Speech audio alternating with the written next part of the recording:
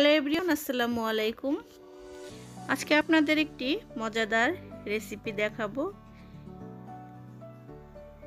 গরুর মাংসর কিমা দিয়ে দারুণ একটি রেসিপি। চলুন দেখে নেওয়া যাক রেসিপিটি আমি কিভাবে তৈরি করেছি। প্রথমে এখানে আমি 250 গ্রাম গরুর মাংস নিয়েছি। মাংসগুলো একটু ছোট করে কেটে নিয়েছি। এরপর আমি ব্লেন্ডারে জগে মাংসগুলো দিয়ে দিচ্ছি।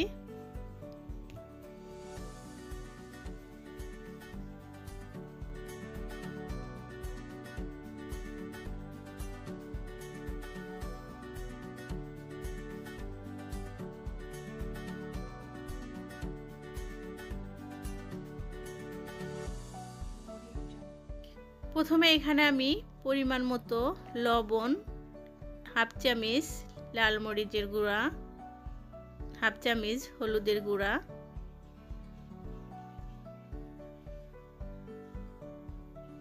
হাফ চামচ ধনিয়া গুঁড়া দিয়ে দিচ্ছি।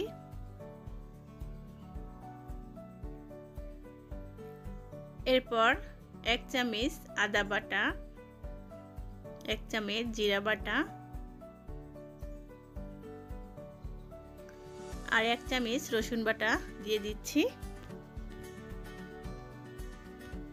এরপর এখানে আমি গরম মশলার গুঁড়া দিয়ে দিলাম 1 চামচের মতো। এখন আমি ভালো করে ব্লেন্ডার করে নিচ্ছি। এখানে আমি ভালো করে ব্লেন্ডার করে নিয়েছি। দেখুন একদম মাংসের কিমাগুলো খুব সুন্দরভাবে হয়েছে।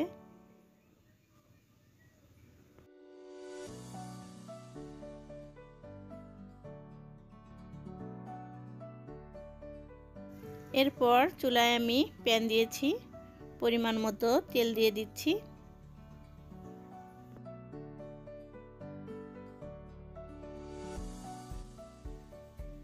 এরপর আমি মাংসের কিমাগুলো তেলের ভিতরে ছেড়ে দিলাম।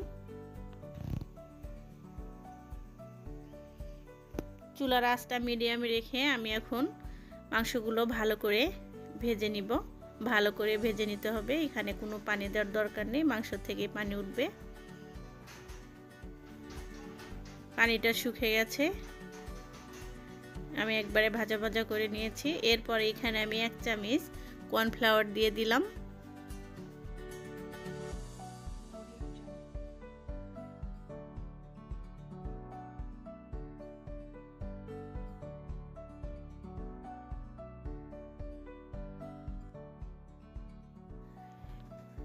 এরপর এখানে আমি মেজারমেন্ট কাপের 2 কাপ ময়দা নিয়ে নিচ্ছি। এখানে আমি ময়দা দিয়ে করব।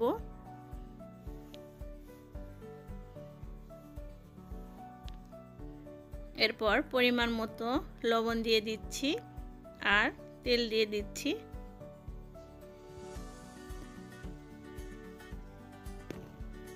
দিয়ে এখন আমি ময়দাগুলো একটু ভালো করে মাখিয়ে নিচ্ছি।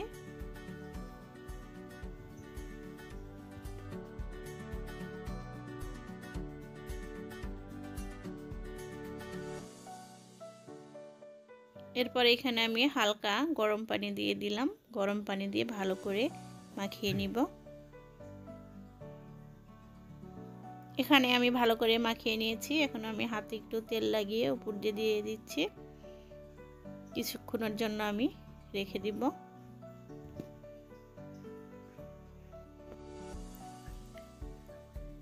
এখানে ময়দাগুলো আমি একটু হাত দিয়ে আবার একটু মুছে নিচ্ছি।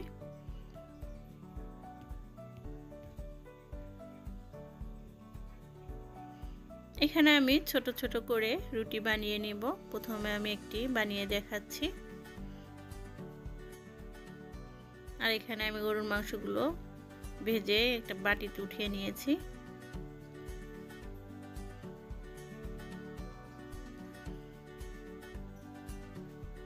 এখানে আমি বিফ বলগুলো বেশি একটা বড় করব না, ছোট সাইজ করে বানিয়ে নিব।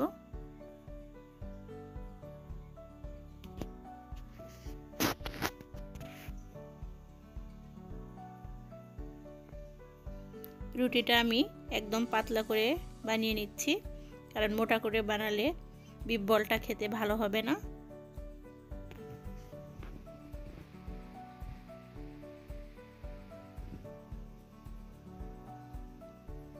এখন আমি রুটির মাঝখানে গরুর মাংসর কিমাগুলো দিয়ে দিচ্ছি।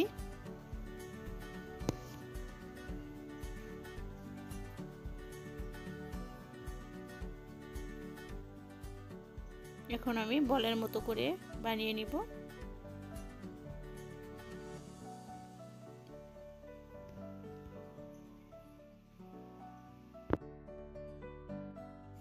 ঠিক আমি এরকম সাইজ করে সবগুলো বানিয়ে নিয়েছি।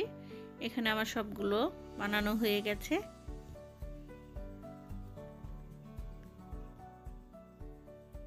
এরপর এখানে আমি 2টি ডিম ফেটে নিয়েছি আর সাদা তিল নিয়ে নিয়েছি।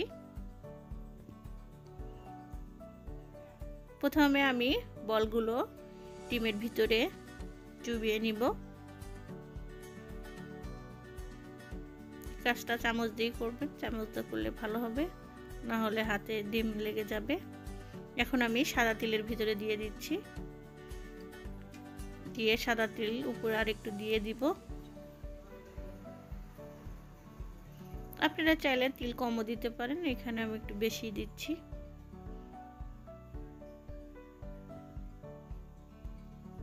এখানে আমি সবগুলো বানিয়ে নিয়েছি। এখন আমি ভেজে নিব। চুলায় আমি প্যান দিয়েছি, এখানে আমি এখন তেল দিয়ে দিচ্ছি। তেলের পরিমাণটা একটু বেশি লাগবে, এটা ডুবো তেলে ভাজতে হবে। এখন আমি বিফ বলগুলো তেলের ভিতরে দিয়ে দিচ্ছি। এখানে আমি সবগুলোই দিয়ে দিব। সবগুলো দিয়ে একবারে ভেজে উঠিয়ে নিচ্ছি।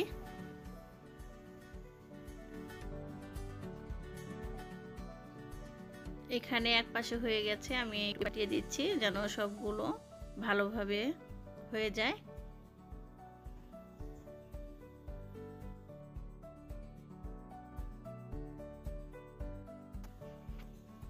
হয়ে গেছে, এখন আমি উঠিয়ে নিচ্ছি।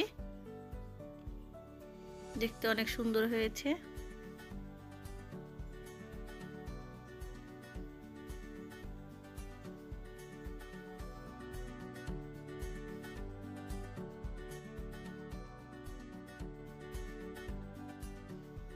এখানে আমি একটু টিস্যুর ভিতরে উঠে নিয়েছি। এক্সট্রা তেলগুলো টিস্যুতে রাখলে ভালো হবে, তাহলে আর কোনো তেল থাকবে না। আমি একটু ভেঙে দেখাচ্ছি ভিতরে কেমন হয়েছে।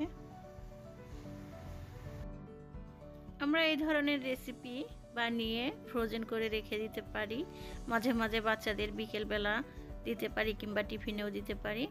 খুবই মজাদার একটি রেসিপি, খেতে ভীষণ মজা হয়েছিল, আমার বাচ্চারা অনেক পছন্দ করেছে।